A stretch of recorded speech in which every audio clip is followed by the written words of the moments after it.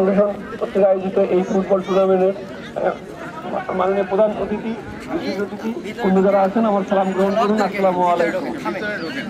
আসলে আয়োজন করা এবং এই সব আমার অন্তরের অন্তস্থ থেকে ধন্যবাদ জানাচ্ছি।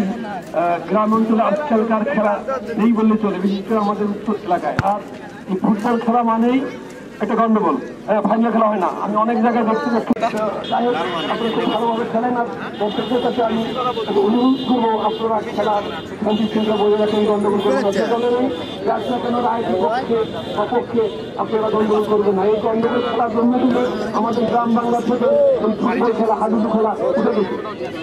আমি আপনাদের আবারও বিনতভাবে অনুরোধ করবো আপনারা খেলা দেখবেন এবং সুশৃঙ্খলভাবে।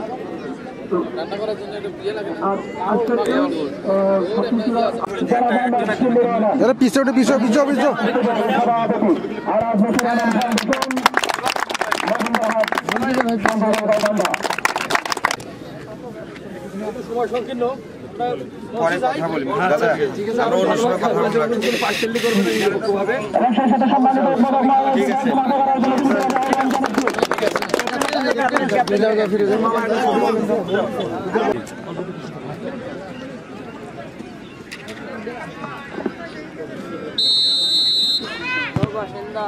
বল মাঠে, আক্রমণে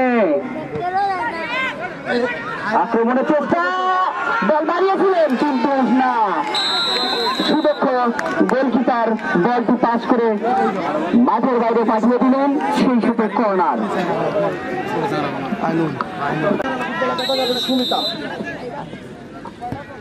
কর্নার কিক,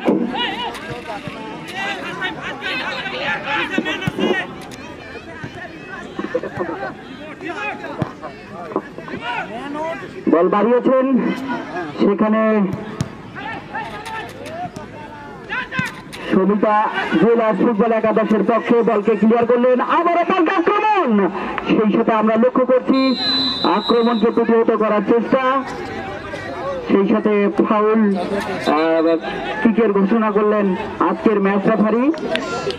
আমাদের আজকে যে ম্যাচটি পরিচালনা করছেন দেবাশিস চক্রবর্তী, যিনি রেফারি দায়িত্বে আছেন, সেই সাথে আরো দুজন সহ রেফারি মোহাম্মদ হাসান প্রধান এবং মাহফুজুর সরকার জাপান।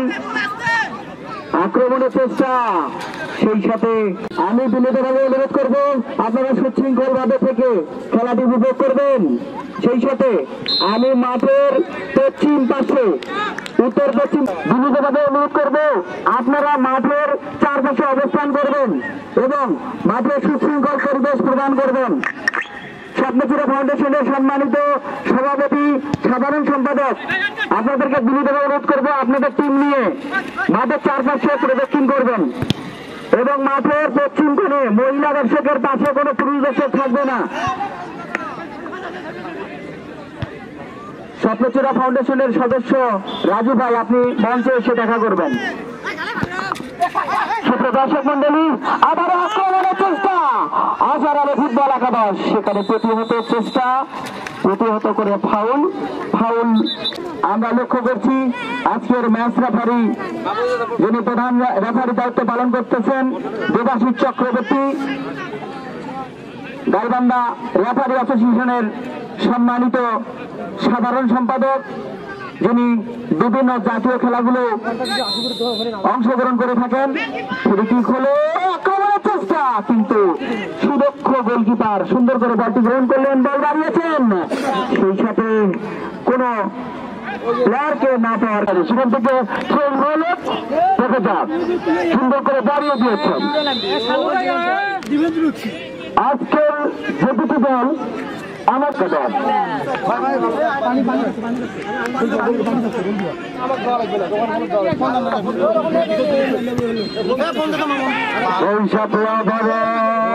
দেখা যাক সুন্দর করে বল হারছেন।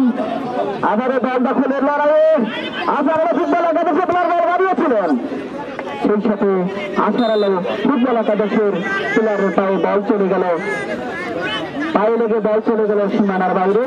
মহিলাদের খেলা দেখার জন্য সুযোগ করে দিলেন।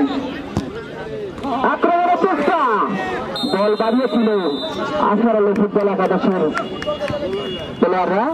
সেই সাথে কর্নার কিক করবেন আশার আলো ফুটবল একাদশের খেলোয়াড়।